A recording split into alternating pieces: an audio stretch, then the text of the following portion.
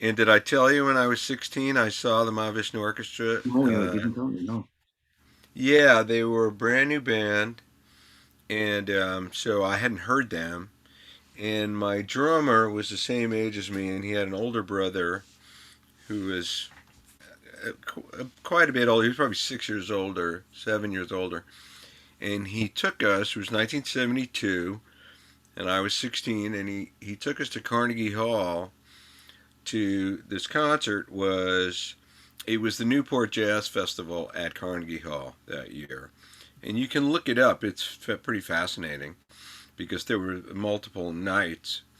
And the night that we went, it was on the bill was the Cannonball Adderley Quintet, Oscar Peterson solo, and then this new band called the Mahavishnu Orchestra. And I had heard, because I play guitar already at 16, I'd been playing, you know, since I was 11, like really trying to play. I mean, sort of. I was always more interested in art, so I was always really involved in art. I played guitar some. I didn't get serious about guitar until I was 17, but anyway, I played. I had a drummer, so I played with my drummer. And I'd heard about John McLaughlin, and the only thing people would say is, well, he plays faster than Alvin Lee, who was the ultimate barometer for playing fast. Yeah. And on the way in to the city with my drummer's older brother who was driving, we stopped at a friend of his house who was going to play us some records. And maybe, we may have smoked some illicit substances. And we definitely did. And but I remember I wasn't so high that I don't remember. I remember very clearly the guy put on the album Spaces by Larry Coryell, Hmm. which I had never heard. Larry Coryell or music like that, and shortly thereafter, Spaces, or even then, Spaces was already a revered album, and it's only grown so over the years as one of Larry Coryell, if I said Carlton, Larry Coryell, the most important albums. And he may have played some of My Goals Beyond Joe McLaughlin. That part I don't remember. But nothing that sounded like Mahavishnu, and he didn't have the new album. And so I was aware of Cannonball Adderley a little bit. I was aware of Oscar Peterson because my mom played piano and had Oscar Peterson records like with Ella Fitzgerald and Joe Pass. And and Cannibal was doing like the soul jazz thing. Everybody was wearing like Applejack hats, and they play Mercy Mercy. The famous Excuse me. Josie Allen. Was George Duke on keyboard with Campbell? Well, I have to say I don't remember who was in the band. Like we could look up who was in the 1972 lineup of the Cannibal Adderley I Quintet. think Zawinul left by that, right? He was probably gone, and if it was George Duke, I mean that would have been him. It could have been. They were amazing. I mean, I only knew that it was Cannonball and Nat Adderley, and they were terrific. It was great. Like I loved it. And then Oscar Peterson played solo, and it was unbelievable. 3 encores. He brought the house down. And then they started either uncovering or wheeling out. I don't recall. Probably just uncovering the gear for Mahavishnu Orchestra. So I see this tremendous clear drum set with a giant gong. I see a full Marshall stack, and there's just amps going all the way across the back, like Jerry Goodman had his acoustic amps. And there was a Fender Rhodes keyboard, because that's all Jan played then. He didn't have a synth yet in '72. He had the Rhodes with the ring modulator. Mhm. It sounds amazing. Like on Inner Mountain Flame, right? Yeah, and you can hear it on uh, Awakening. Hmm. You know. But You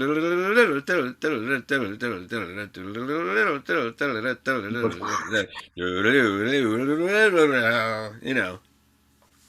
I mean, he uses it on a lot of songs.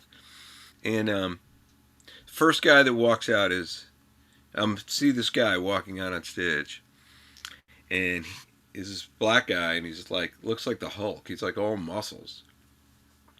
My memory might be wrong, but in my memory, he's wearing a vest, no shirt. He was just like all muscles, shorts and boots, like high boots, and with his aviator glasses. And I was like, man, that guy looks like a badass, you know. And then Jan Hammer came out. Well, I should say McLaughlin came out, and he had like short hair and white, loose flowing clothes and a double neck guitar. And then Jerry Goodman came out and he had this like crazy super long hair and a violin. And then Jan Hammer came out and he looked kind of like an accountant, you know. And so these, and then Rick Laird was also kind of very straight looking. And they looked incongruous, like they didn't, like, do these guys even know each other? Like they didn't really go together based on my previous limited understanding of what rock bands look like. And then the lights go down, and Cobham hits the gong, and then they go into Intermounting Flame, or Meeting of the Spirits. They go into Meeting of the Spirits. And Alex, like, I don't think I took a breath for like an hour and a half. It was. They did Noonard Race was the second song, just McLaughlin and Cobham throwing it back and forth.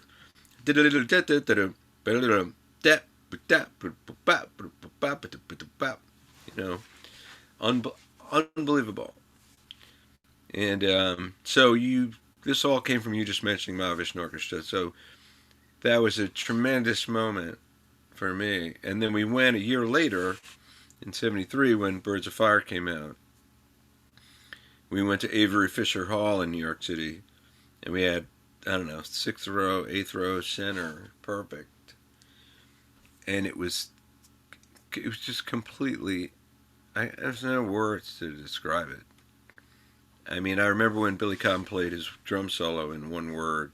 I could see McLaughlin in the wings, and he was just jumping up and down with this like grin on his face. And they were just exploding, like. And so uh, you mentioned spirituality. I mean, the power of music. I think if anyone who appreciates Mahavishnu Orchestra likes it, I mean, you can really hear that. You know, the power of each individual, and then wholes greater than the sum of the parts. The music that they created as a band. Oh yeah. You Unbelievable.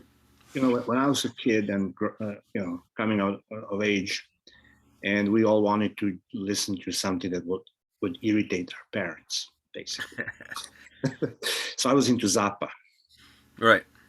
and all this kind of dissonant music that will really make my dad go like, shut this off. I can't take it. ELP and stuff like that. And then you won't believe this, but our school took us to the matinee to watch Miles Davis' Electric Band. Oh wow! What year was that? I think it was 74 or 5, if memory serves. And I've never, I mean, you know how crazy that period was for Miles. Oh yeah, like Live Evil and Yeah. yeah, it's stuff's And amazing. Pete Cozy was on the guitar, and Reggie Lucas and Matumi on, and I think Al Foster on playing his open hi hat. Oh yeah, great drummer. He's incredibly loud, and it just like blew me away. As a kid, I never, I never seen anything like it. Yeah. So that left a scar. So afterwards, I would ask him, like, "Who's this guy?" Like I had no idea. And then I want to get these records, right? And then I was asking like my friends' older brothers, and they were like, "Oh man, you should listen to John McLaughlin." And that name stayed with me. And then I bought Santana Buddy Miles live from Hawaii. Yeah, Marble. Marbles is on uh, one of those early McLaughlin Devotion. albums. Yeah. on Clockman's Devotion. But I put the record on and I'm like, I love this song. Who wrote this? And I read like John McLaughlin. I'm like, oh. And then I went out, and the first record I bought was Birds of Fire. And I bought it because of the double neck. Yeah. And for the longest time, I was clueless. I thought that the Mini Moog was one of he's playing like guitar, and and I thought Yeah. the other solo is on his other neck until I Yeah. clued in. But yeah, that really was explosive. Yeah. Absolutely. I mean, I've joked about this with musicians that are grew up at the same time as me. Like Joe Satriani and I are the same age, almost exactly.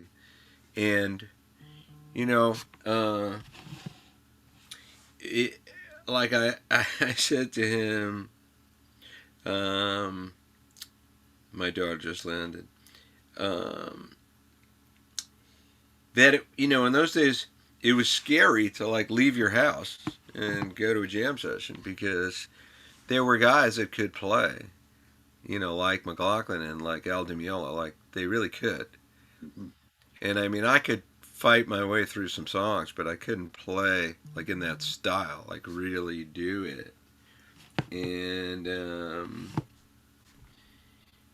so it was like a great time to be a musician because the new records that were coming out, like I saw Return to Forever on their Hymn of the Seventh Galaxy tour. It was right around the same time, Yeah. 72 or 3. They opened for Herbie Hancock, who had just put out the Headhunters album.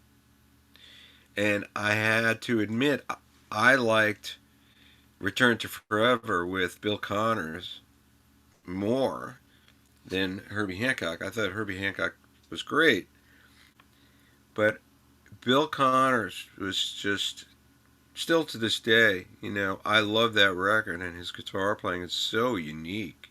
Mhm. Um, and so, if you grew up listening to Cream and Hendrix, um, and Mountain, Leslie West, and Johnny Winter, and Jeff Beck, and these were your heroes, and you were doing everything you could to replicate everything they played.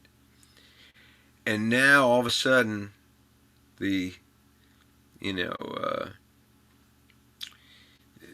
the measuring tool has been reset. The parameters have been readjusted by John McLaughlin and Bill Connors and Larry Coryell and Al Di Meola a little bit after that. Uh, you had your work cut out for you as a guitar player. You really did. And so, we discovered the 16 speed on the record player. Yeah. So, like, Vital Transformation, the first song on the second side of uh, Intermatic Flame, the debut Mahavishnu orchestra album, you know, instead of it being 9/8, it was like boom, and I was like, I could hear that. Yeah. I could Yeah. figure that out. And so it was just great, and Zappa too. I loved Frank Zappa. So um, the first one I loved, I heard Freak Out when it was new because my buddy in '66, we were both 10. He brought it to the sixth grade prom. Freak Out, you know. So people were like, "What the hell?" It was a lot of people thought it was weird, but there were people that liked it, and then I remember we listened to "Only for the Money" a lot, like every day, like crazy. And for whatever reason, then I discovered "Absolutely Free," which was actually came out before "We're Only in the Money," and that became my favorite Zapp album ever. It was "Absolutely Free." Just and I mean, so then I would just buy every Zappa record as soon as it came out. So he was less influential on my guitar playing. He was influential on my guitar playing, absolutely. And there's stuff on my new record. I do a version of "You Shook Me," the old blues tune, and I start it like the Jeff Beck version from Truth. But the solo is a lot with a wah wah pedal, and people have heard it. I wouldn't have thought of it. People have heard it, so this is very Frank Zappa. And so when they said that, I could hear it for sure. So he definitely was an influence, um, but not as much. There's certain solos like Apostrophe that we would play, and I would try to learn Frank solos, close to what he played, or San Bernardino, um, but not like I did with Johnny Winter and Jeff Beck and Eric Clapton and Jimi Hendrix, where it was like every song and every record I would try to learn exact. Yeah, but I can hear the semblance because you're fairly loose, which I like. And but Zappa said, I think I told talked about this last time. Put some garlic on your plane. Be a little bit dirty. Don't be just squeaky clean. Yeah, yeah. And it really it has personality. It adds to the right because we last time we talked about some of the really well trained musicians. They sound like something like a typewriter. Everything is perfect, but Well, I mean, the ones that I mean, it's very subjective. It's a matter of taste, and so all the cliches, one man ceiling, and all that. Um, Dickie Betts said something interesting. He said that when he was really young, uh, he went right from like when he was 14 or 15. He went right from like I need to learn every lick by all my favorite guitar players, and he was learning doing that. And then he realized, you know what? Like all my favorite guitar players have their own sound. They have an individual sound. Like I'm not going to confuse, Chuck Berry with Jimmy Bryant or Howard Roberts, to give you an example of three guys that Dickie listened to, or Django Reinhardt. I mean, they all sound very different. But his realization was, as much as I want to learn everything that they did, the only way I'm going to get anywhere is if I figure out who I am and what I sound like, what's my personality. So he had that revelation very early. And Wes Montgomery and Pat Metheny both talked about similar things. In Pat's case, when he was 14 or 15, he was getting on the bandstand and just playing Wes solos, note for note. And he learned a lot, about how to play from doing that. But he said very quickly he could tell the other musicians didn't dig it. And it was kind of unfulfilling. He was just sort of like a trained monkey, execute, whatever. Um, his endeavor was more like an exercise than a performance of music or musical expression. But Wes did the same thing with Charlie Christian. When he first did gigs, all he played was Charlie Christian solos. So all of our favorite guys um, had that moment where they said, well, yeah, like Johnny Winter, I want to learn every T-Bone Walker lick there is. But, if I'm going to get anywhere, it's not going to be, oh, he's the best T-Bone Walker imitator. I'm going to have to come up with something.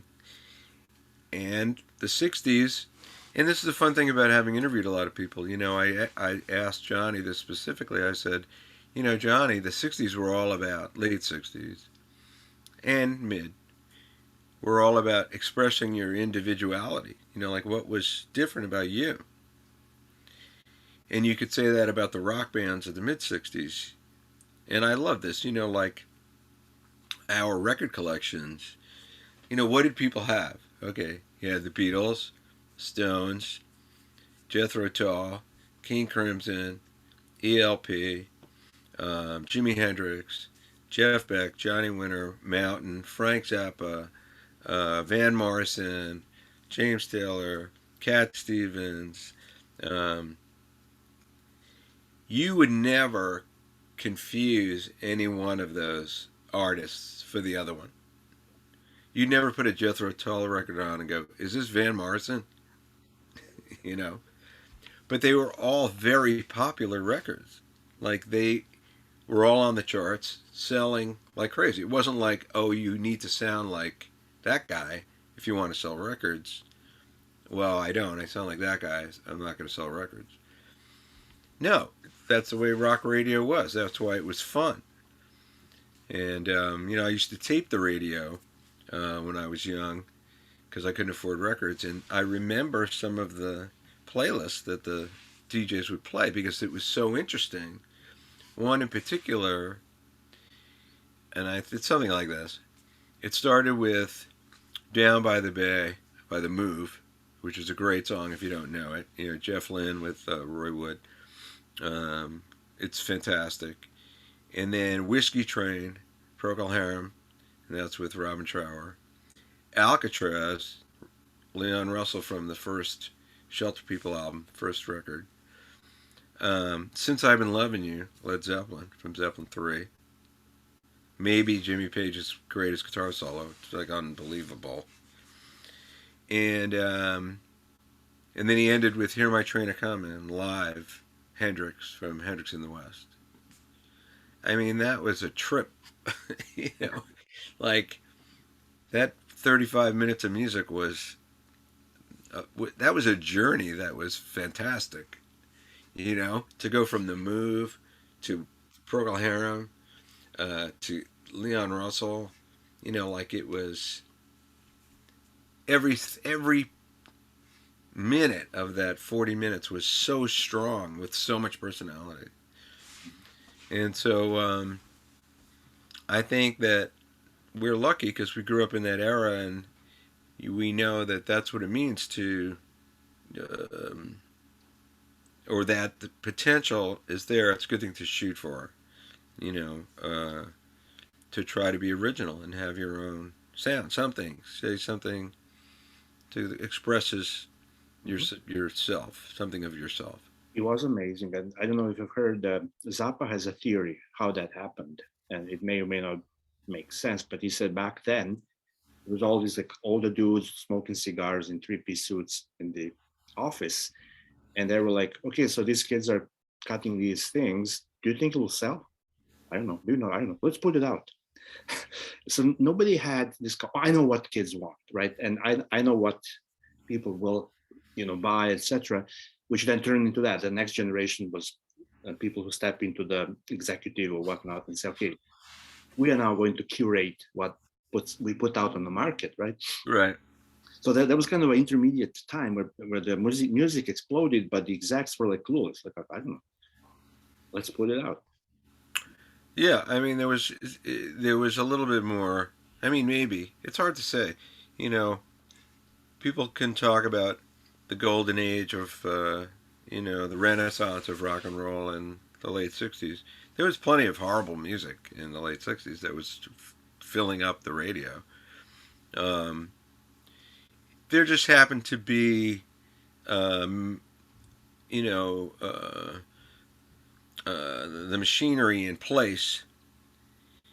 So, there was different circuits, starting with the clubs to smaller theaters to smaller arenas to then to bigger places. And so, you could start in a club, and then if it was a big club, then you could open for a bigger semi-national act in a bigger club. And then let's say then that act graduated to theaters. So then, you know what I mean? Like the business cultivated younger music, younger bands in working their way up the ladder. Um, so you'd get exposure and you could play in front of, you know, even in 1986, I went to see David Lee Roth at Madison Square Garden when he first left Eddie Van Halen. And it was a big deal, like everybody was, Van Halen were huge and everyone was wondering, what's this guy going to do? How's he going to top Van Halen? And and he did a really good job. That first solo album, Meet 'Em and Smile, is a great record. It was very successful. So the place was packed, and an unknown band opened, which was, they did the tour as an opening band. What an amazing thing for them, you know. You've got this guy who, like, the whole rock and roll world is, like, paying attention. This is a big moment. And they get to walk out on stage first and play. And what I loved was nobody knew who they were, myself included. And they went out and kicked ass, and everyone knew who they were when they were finished their 40-minute set. And it was Cinderella. Hmm. And they were they were really good. They sounded like AC/DC. They might have had more hair and hairspray and all that. A hair band, hair metal of the 80s. But, they sounded just like AC/DC. It's a hard rock band. So the business, that's how it worked for a long time. So that's the sad part to me, is that's gone. Yeah. It's been replaced by, now there's these different avenues for unknown bands to get out there based on electronic media.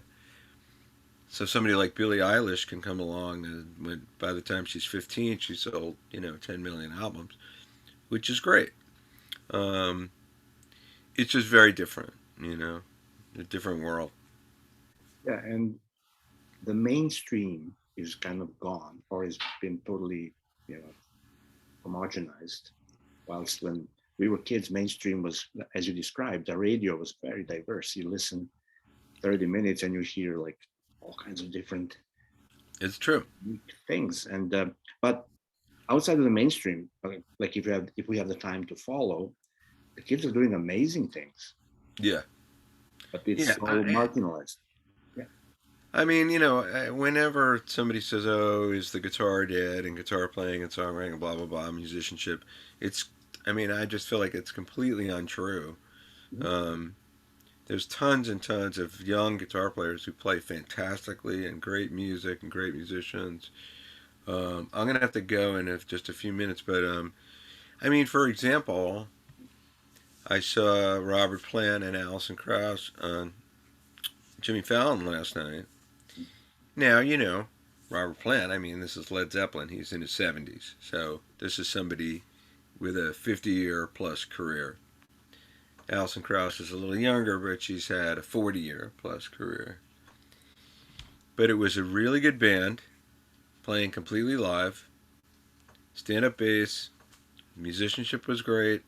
It was just people playing instruments, Or yeah, singing harmonies, the old fashioned way. Robert sang great. And it was just, for lack of a better term, real music played by real musicians in real time right there in front of you. Nothing is going to be better than that. And I know their record is going to do well and people love it. So, uh, hope is not lost, that there's an appreciation, for real music and real musicianship. Absolutely. I look at the Black Pumas.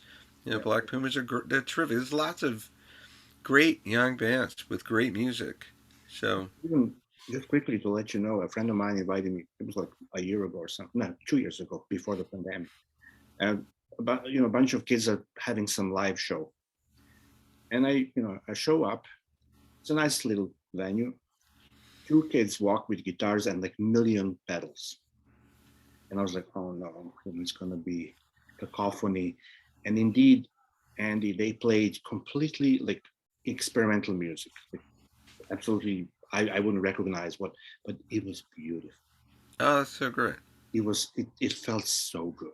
It was completely unique.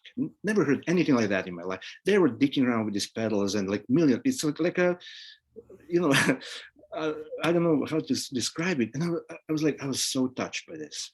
And to me, this is something that is like really happening. It's just Yeah, that they don't have a chance to ever be featured in a wider, right, because it's so experimental. But it's beautiful. right. It's real. It's fantastic. And I wouldn't know how to even approach it. And they have their own world and they have their own understanding. I'm really kind of fascinated by, right? Right. So I don't think it's guitars that at all. It's happening. It's just No, no, no. Yeah, it's just continuing to grow, oh, and and that's just a great thing. So I do have to go. We sure. could schedule another one if you Yeah, please. like. I would love it. Whenever we talk, we cram a lot in. Yeah, We move from here to here, not far, but we get a lot in there. yeah. But there's decades of experience back there. Yes. Thank It's you all very much. good. It's all great stuff. You know, it's if you don't know about something, it's brand new for you. Yeah, of course. So it doesn't matter if it's from 100 years ago. Oh, yeah. You know, the first time I heard Charlie Parker was 30 years after. It was in the 70s. 30 years after the recording was made. I heard Coco. Which is based on Cherokee, I believe. And I mean, I'll never forget it. It was a life changing moment. I didn't know music like that existed. Didn't matter. It was 30 years old. Didn't it sounded like the guy played it that morning? You know. Yeah. I discovered Sonny Rollins this year. Wow. I mean, I knew about him and all that, but really to buy the saxophone Colossus, put it on a turntable, and sit down, uh, celebration of life. Fantastic. What's the one with the song Mordant on it? That I don't have. Let's see. Since then, I bought a few of his LPs. They're hard to find, but what a what a musician. Yeah, Live at the Village Vanguard is terrific. Oh, Blue Seven. Mhm. So this is Saxophone Colossus is the album. Yeah, So that it's the one album you're talking about. was like 25. So, oh, Moritat, Moritat is what I was thinking of. Like that. No, I don't. That and Blue Seven on Saxophone Colossus are terrific. Um, all right, so let's do another one whenever we can. Have fun. Have a great weekend. Let's get soon